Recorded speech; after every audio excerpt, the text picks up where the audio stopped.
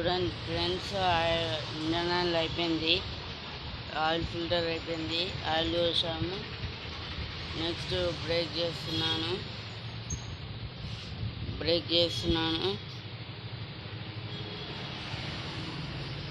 Break అయిపోయాక active చేస్తున్నాను. Like చేయండి. ఇంజన్ ఆయిల్ అయిపోయింది, ఆయిల్ వేసాము, ఆయిల్ ఫిల్టర్ వేసాము. కొత్తది ఆయిల్ ఫిల్టర్ అయిపోయింది.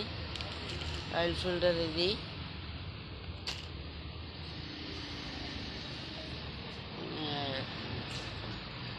చైనా ఆయిల్ ఇది.